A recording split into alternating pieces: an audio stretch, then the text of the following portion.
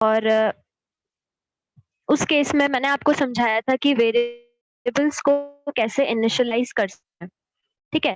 तो मैंने आपको एक्सप्लेन किया था कि वेरिएबल्स को आप at the time of declaration भी इनिशियलाइज़ कर सकते हैं और अगर आप चाहें तो मेन में भी पर्टिकुलर जो स्ट्रक्चर है उसके वेरिएबल्स को क्रिएट करके और उसको इनिशियलाइज़ कर सकते हैं, ठीक है?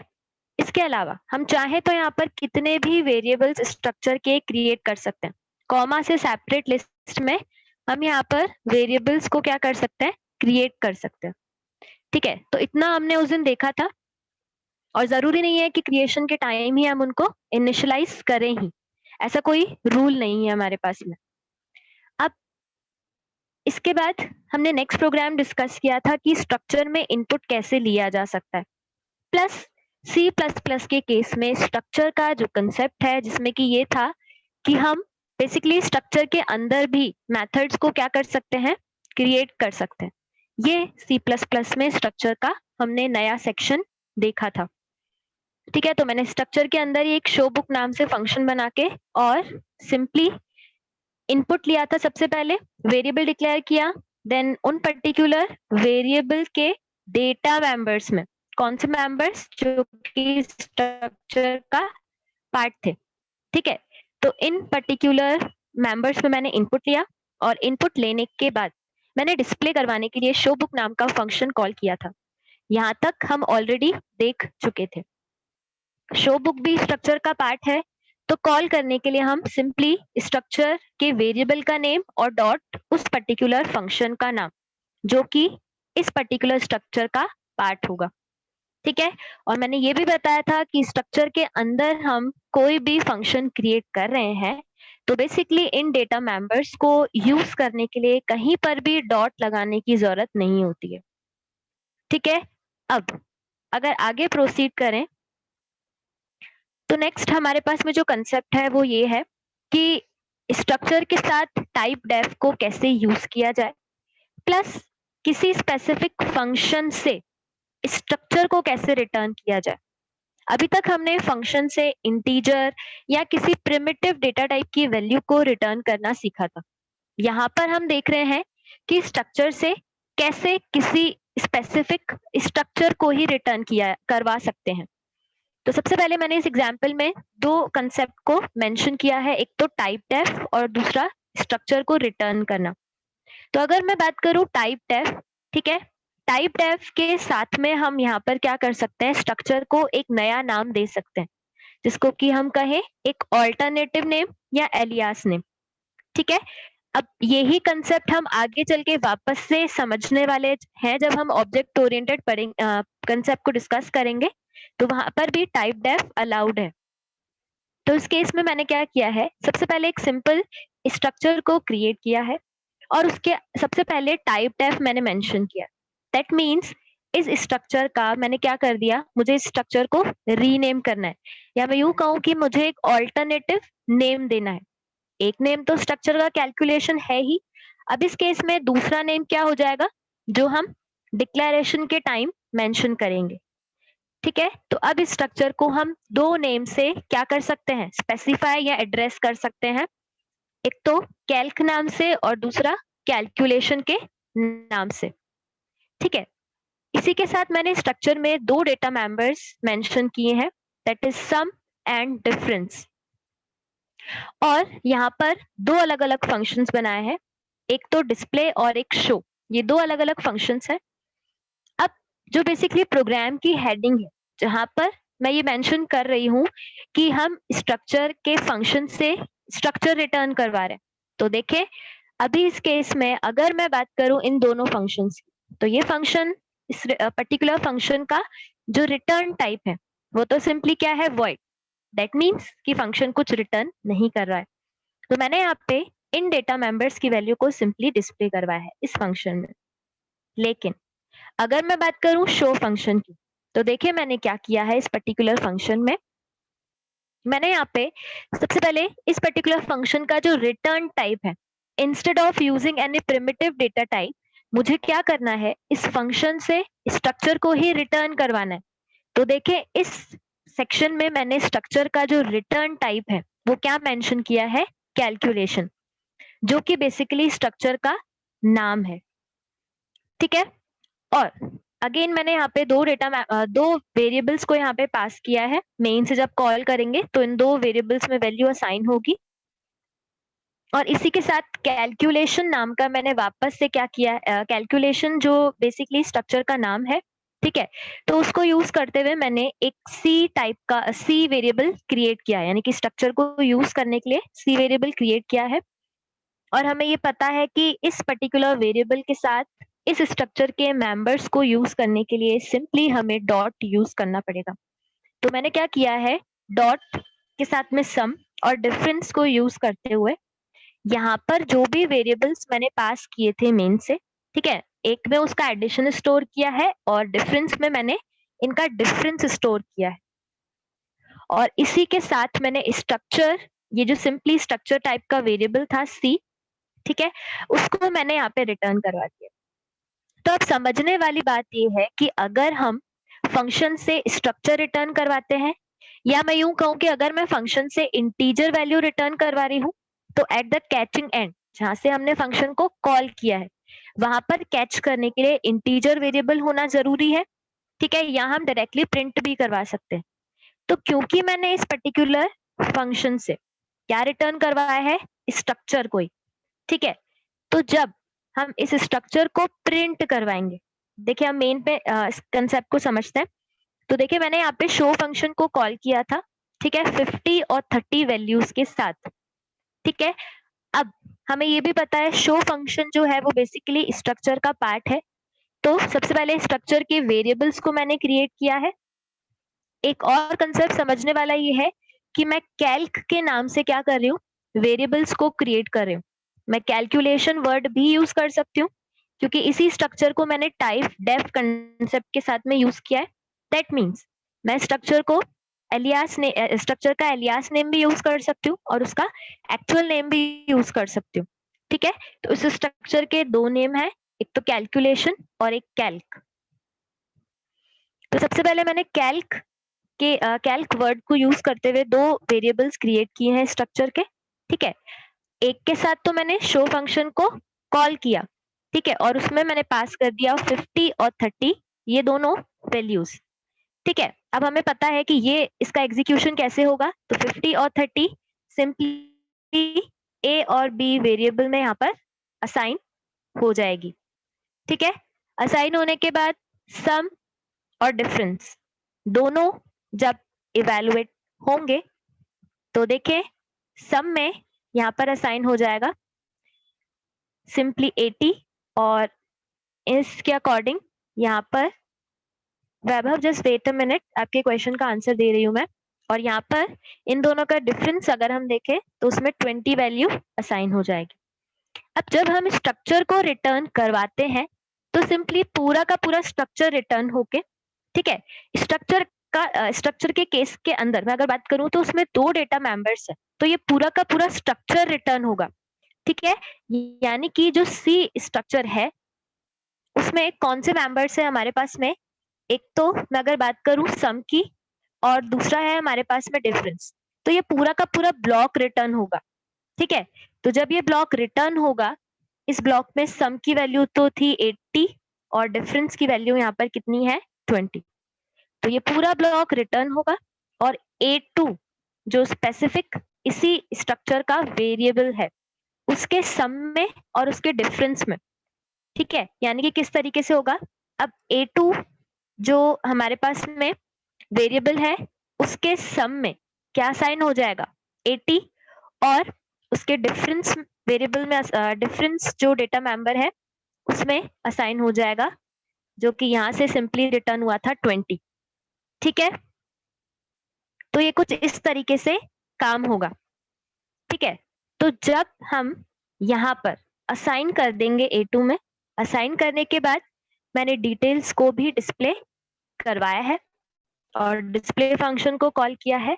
तो इस केस में A2 वेरिएबल के साथ में सम और डिफरेंस की वैल्यू वही रहेंगी जो कि इस फंक्शन से रिटर्न हुई थी, ठीक है। तो यहाँ पर 80 और 20 विजिबल होगा स्ट्रक्चर का। और इसी के साथ स्ट्रक्चर का जो लास्ट कंसेप्ट है वो ऑलरेडी आप सी में देख चुके हैं, इसलिए मैं उस पर पर्टिकुलर ज्यादा टाइम इन्वेस्ट नहीं करने वाली। थोड़ा सा ये कंसेप्ट एक बार देख लेते हैं कि हम चाहें तो स्ट्रक्चर के बाहर भी फंक्शंस को क्रिएट कर सकते हैं। ठीक है, तो यहाँ पर एक प्रोग्राम है, बुक नाम की अगेन स्ट्रक्चर है। मैंने शो बुक नाम के फंक्शन को स्ट्रक्चर के अंदर क्रिएट किया है, लेकिन एक्सेप्ट बुक नाम के फंक्शन को स्ट्रक्चर के बाहर क्रिएट किया है। ठीक है, और सिंपली मैंने क्या किया है, जब मैं इस एक्सेप्ट बुक फंक्शन को कॉल कर रही हूँ, ठीक है, तो देखिए मैंने एक्सेप्ट बुक फंक्शन को कॉल करते टाइम, क्योंकि ये फंक्शन स्ट्रक्चर का पार्ट नहीं है, तो देखिए हमने यहाँ पर कहीं पर भी बी डॉट एक्सेप्ट बुक नहीं लिखा है। क्यों? क्योंकि ये स्ट्रक्चर का पार्ट नहीं होगा। हम इसके अंदर स्ट्रक्चर को यूज जरूर कर सकते हैं, लेकिन ये स्ट्रक्चर का पार्ट नहीं होगा। ठीक है, तो स्ट्रक्चर का पार्ट नहीं है, तो मैंने यहाँ पे क्या कर दिया, इस बी वेरिएबल को पास किया है। ठीक है, और हमने पासिंग के 2 मेथड्स देखे थे, पास एक्चुअली 3 मेथड्स देखे थे हमने, पास बाय वैल्यू, ठीक है, पास बाय रेफरेंस और पास बाय एड्रेस। तो मैंने यहाँ पे पास बाय रेफरेंस को यूज किया है। ठीक है, इस प्रोग्राम को हम एक बार वापस से समझेंगे, लेकिन अभी मुझे सिर्फ इतना समझाना था कि हम पास बाय रेफरेंस के कंसेप्ट को स्ट्रक्चर के साथ इस तरीके से बाइंड कर सकते हैं। मैं इस प्रोग्राम को एक बार वापस से एक्सप्लेन करूंगी, लेकिन अभी स्ट्रक्चर टॉपिक जैसा हम C++ में नया हमने देखा वो ओवर हो चुका है। ठीक है, और साथ ही जो हमने सी में पढ़ा था वो भी ओवर हो चुका है। अब हम बात करते हैं यूनियन की। ठीक है, तो अगर मैं बात करूं यूनियन की, तो बेसिकली स्ट्रक्चर और यूनियन दोनों का ही काम क्या है, यूजर डिफाइंड वेरिएबल्स को, डेटा टाइप्स को क्रिएट करना। ठीक है, लेकिन दोनों में डिफरेंस की जहां पर बात आती है कि अगर दोनों सेम है तो फिर इसकी जरूरत क्यों है यूनियन की। तो देखिए यूनियन की अगर मैं बात करूं तो यूनियन का कंसेप्ट हम इसीलिए यूज करते हैं, एग्जाम्पल के तौर पर अगर हम बात करें तो देखें कि इसकी जरूरत क्यों है, समझ रहे हैं, इसकी जरूरत को समझने के लिए हम सिंपली एक एग्जाम्पल ले रहे हैं। जैसे मैंने यहाँ पे क्या किया है, यूनियन सिंपली डिक्लेयर किया है और एम्प्लॉय नाम का मैंने यूनियन क्या किया है, डेटा टाइप क्रिएट किया है। अगेन स्ट्रक्चर की तरह हम इसमें डिफरेंट डिफरेंट डेटा टाइप्स के वेरिएबल्स को, जिनको कि हम क्या कहते हैं, डेटा मेंबर्स, उनको यहाँ पर क्रिएट कर सकते हैं। प्लस स्ट्रक्चर के तरह ही इसको अगर हमें यूज करना है तो हमें क्या करना पड़ेगा, यूनियन के वेरिएबल्स को क्रिएट करना पड़ेगा। ये वेरिएबल का क्रिएशन आप चाहें तो डिक्लेरेशन के टाइम भी कर सकते हैं, या फिर आप चाहे तो मेन में भी कर सकते हैं। ऐसा हमने सेम स्ट्रक्चर में देखा था, लेकिन दोनों में डिफरेंस ये है कि अगर हम बात करें स्ट्रक्चर की, ठीक है, तो स्ट्रक्चर में हमने जितने भी डेटा मेंबर्स, मैं सिर्फ डेटा मेंबर्स की बात कर रही हूँ, I am not talking about member methods. ठीक है, तो स्ट्रक्चर में हमने जितने भी डेटा मेंबर्स, लेट्स से कि यहाँ पर अगर मैं बात करूं डेटा मेंबर की, तो देखिए मैंने आपको समझाया था कि डेटा मेंबर हम किसको कह रहे हैं। जैसे बुक नाम की स्ट्रक्चर थी, इसमें जितने भी डेटा मेंबर्स हैं, ठीक है, अगर मैं स्ट्रक्चर साइज की बात करूं, size of variable, size of operator को यूज करके मैं अगर इस बुक नाम की स्ट्रक्चर का साइज प्रिंट करवाऊं, तो उसमें जितने भी डेटा मेंबर्स हैं उनका सम होगा। बेसिकली किस केस में, अगर मैं स्ट्रक्चर के साइज को प्रिंट करवाऊं, ठीक है, तो अगर मैं बुक टाइप की स्ट्रक्चर के साइज को प्रिंट करवाती यहाँ पर मेन में, तो क्या रिटर्न होता, क्या आंसर आता, यहाँ पर आंसर आता इन तीनों का सम। ठीक है, एग्जाम्पल के तौर पर मैं अगर मेन में यहाँ पर सी आउट के साथ यूज करती,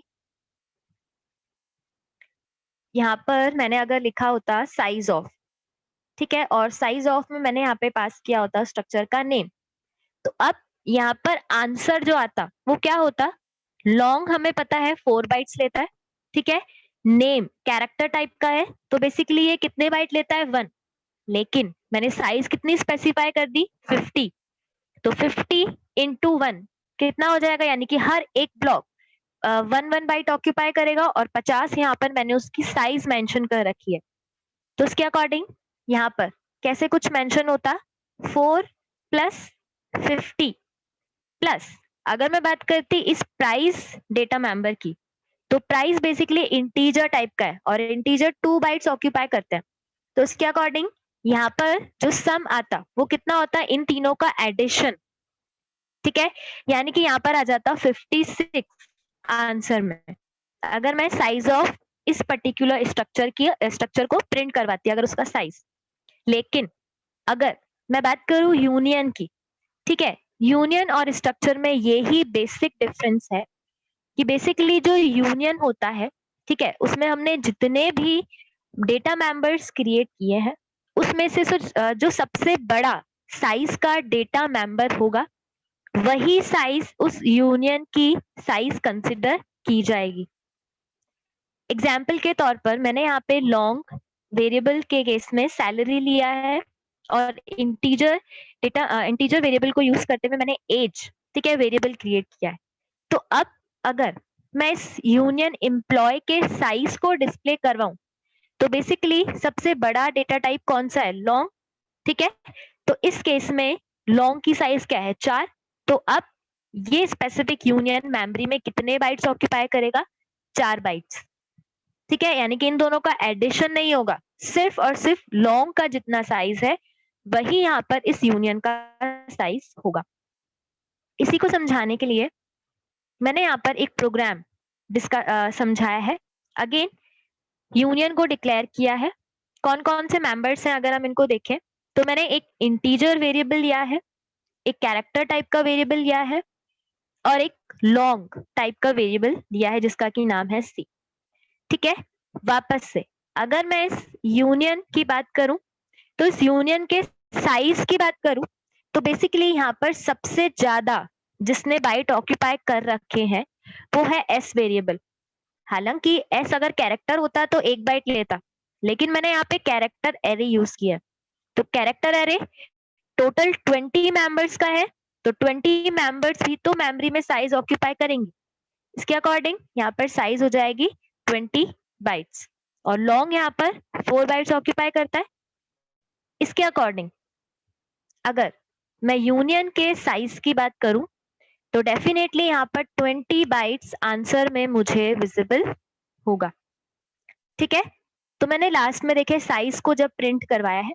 अच्छा, साइज प्रिंट करवाते टाइम आप चाहें तो यूनियन का नाम भी दे सकते हैं। मैंने ऐसा कंसेप्ट पहले भी डिस्कस किया था कि हम साइज ऑफ ऑपरेटर में क्या क्या मेंशन कर सकते हैं, ठीक है। हम चाहें तो डायरेक्टली यूनियन के जो हमारा बेसिकली यूनियन का नाम है UNI1, ठीक है, उसको भी यूज कर सकते हैं। या फिर जो हम वेरिएबल क्रिएट कर रहे हैं यानी कि U1, यूनियन का वेरिएबल मैंने यहाँ पर U1 के नाम से क्रिएट किया है, उसको भी यूज कर सकते हैं। Both are valid. इस केस में भी साइज यहाँ पर 20 ही प्रिंट होगी, ठीक है। अब बात करते हैं इस यूनियन की। तो देखिए मैंने क्या किया है, यूनियन में कुछ डेटा मेंबर्स भी क्रिएट किए हैं और इसी के साथ मैंने फंक्शन भी क्रिएट किया है, ठीक है। अब अगर मैं बात करूं फंक्शन की तो फंक्शन कभी भी मेमोरी में स्पेस ऑक्यूपाई नहीं करते हैं, लेकिन जब फंक्शन कॉल होंगे तो उसके अंदर अगर हमने कोई भी उस पर्टिकुलर ब्लॉक में अगर हमने कोई भी वेरिएबल क्रिएट किया है तो वो डेफिनेटली कुछ ना कुछ स्पेस मेमोरी में ऑक्यूपाई करेंगे, ठीक है। तो बेसिकली जो साइज ऑफ मैंने यहाँ पे आपको समझाया वो सिर्फ डेटा मेंबर के साथ ही समझाया, क्योंकि इसका रीजन ही ये है कि कभी भी फंक्शन जो है वो मेमोरी में स्पेस ऑक्यूपाई नहीं करते। जब वो कॉल होंगे तो at the time of calling उनके जो बेसिकली वेरिएबल्स हैं उनको स्पेस मिलेगा और जैसे ही वो पर्टिकुलर फंक्शन पूरा का पूरा कॉल हो जाएगा, ठीक है, तो वेरिएबल भी रैम में से डिस्ट्रॉय हो जाते हैं। ये कंसेप्ट होता है साइज ऑफ के साथ में जब हम सिंपली अगर बात करें डेटा मेंबर्स की कितने साइज ऑक्यूपाई करते हैं, ठीक है। यहाँ तक मैंने जितना भी समझाया उसमें कोई डाउट हो या स्ट्रक्चर टॉपिक जो हमने कंप्लीट किया उसमें कोई डाउट हो तो आप पूछ लीजिए।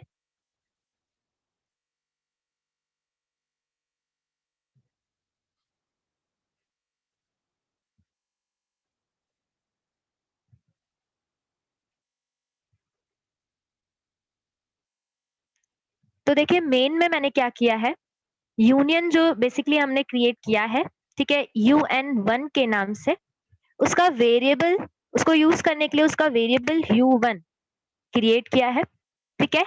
और इसके डेटा मेंबर्स, कौन सा, ये जो यूनियन है बेसिकली उसके डेटा मेंबर्स को मैंने क्या किया है, वैल्यू असाइन की है। तो देखें U1 के ए में मैंने 20 असाइन किया है, और मैं अगर प्रिंट करवाऊंगी तो यहाँ पे रिजल्ट में 20 डिस्प्ले हो जाएगा, नो डाउट, ठीक है। ऐसे ही यूनियन के साथ में अगर हम इस एस कैरेक्टर डेटा मेंबर को यूज करें, ठीक है, कैरेक्टर टाइप के मेंबर को, तो मैंने यहाँ पे क्या किया है, अजमेर इंडिया असाइन किया है, नॉट इनिशियलाइज, असाइन किया है, ठीक है। और अगर मैं इसको डिस्प्ले करवाऊं तो U1.S हमें पता है, चाहे हम उसको यूज करें डेटा मेंबर्स को, चाहे हम डिस्प्ले करवाएं, दोनों केस में हमें डॉट तो मेंशन करना ही होगा। तो यहाँ पर डिस्प्ले हो जाएगा अजमेर इंडिया, ठीक है। ऐसे ही अगर मैं इस यूनियन के सी वेरिएबल डेटा मेंबर को यूज करूं, ठीक है, क्योंकि लॉन्ग टाइप का है तो हमें पता है डायरेक्टली इक्वल करके हम वैल्यू असाइन करते हैं, लेकिन स्ट्रिंग के केस में हमें एक str कॉपी फंक्शन को यूज करना ही पड़ता है, ठीक है। अगेन इसकी वैल्यू अगर हम डिस्प्ले करवाएं तो U1.C के साथ में यहाँ पे आंसर आ जाएगा 150। अब ये तो बात हो गई कि मैंने उनमें वैल्यू असाइन की और सिंपली मैंने उनको डिस्प्ले करवा दिया, लेकिन यूनियन के केस में एक कंसेप्ट और समझने वाला ये है कि अगर मैं इनकी डिटेल्स को शो फंक्शन के साथ डिस्प्ले करवाऊं, तो देखें जब U1.show फंक्शन यहाँ पर कॉल होगा, अब ये फंक्शन कुछ रिटर्न नहीं कर रहा, प्लस ये फंक्शन सिर्फ और सिर्फ क्या कर रहा है, प्रिंट करने का काम कर रहा है, जैसे कि मैंने अभी आपको एक्सप्लेन किया था। ये शो फंक्शन मेमोरी में कुछ स्पेस नहीं लेगा, लेकिन जब कॉल होगा तो अगर हमने कोई भी इसके अंदर वेरिएबल क्रिएट किए हैं तो वो जरूर स्पेस लेंगे मेमोरी में। तो अब देखें जब शो फंक्शन यहाँ पे कॉल होगा तो उस केस में अगर हम बात करें तीनों डेटा मेंबर्स के प्रिंटिंग की, तो देखें यहाँ पर जो लास्ट वैल्यू हमने लास्ट इनपुट हमने किसका लिया था, इनपुट आई मीन टू से कि लास्ट वैल्यू किस में असाइन की थी, लॉन्ग टाइप के वेरिएबल में, तो वही वैल्यू इंटीजर वेरिएबल में भी असाइन हो जाएगी, ठीक है, और लॉन्ग में भी असाइन हो जाएगी। लेकिन अगर यहाँ देखें मैं इनको प्रिंट करवाऊं तो C की वैल्यू यहाँ पे 150 प्रिंट होगी, A की वैल्यू भी 150 प्रिंट हो जाएगी, लेकिन जो कैरेक्टर टाइप का वेरिएबल है उसकी वैल्यू यहाँ पर एक तरीके से गार्बेज प्रिंट होगी, या मैं यूं कहूँ कि कुछ भी प्रिंट नहीं होगी, ठीक है। तो यूनियन के केस में ऐसा कंसेप्ट होता है हमारे पास में, जैसा कि हमने सी में भी देखा था, कि अगर हम सबसे लास्ट जो भी इनपुट लेते हैं या जो भी वैल्यू का इनिशियलाइजेशन करते हैं, वही वैल्यू प्रीवियस सारे मेंबर्स में क्या हो जाती है, असाइन हो जाती है। तो इस केस में 150 असाइन हो गई सिंपली ए में भी, और ए इंटीजर टाइप का वेरिएबल है, और सी में भी 150 वैल्यू रही। और अगर मैं इस पर्टिकुलर कैरेक्टर मेंबर को प्रिंट करवाऊंगी तो यहाँ पर गार्बेज आएगा, ठीक है। तो देखें अगर इसके आउटपुट की बात करें तो सिंपली सबसे पहले तो आउटपुट हमें इसके अकॉर्डिंग 20, ठीक है, सबसे पहले हमने 20 लिया था तो यहाँ पर 20 डिस्प्ले हो जाएगा। और उसके बाद यहाँ पर अजमेर इंडिया हमने डिस्प्ले करवाया था, और लास्ट में सी की value, just wait a minute, A की वैल्यू यहाँ पर डिस्प्ले हो जाएगी 20, ठीक है। जैसे कि हम इस सीक्वेंस की बात करें तो यहाँ पर 20 डिस्प्ले हो गया, देन यहाँ पर अजमेर इंडिया डिस्प्ले हुआ था एस की वैल्यू, और इसका सीक्वेंस कुछ इस तरीके से रहेगा,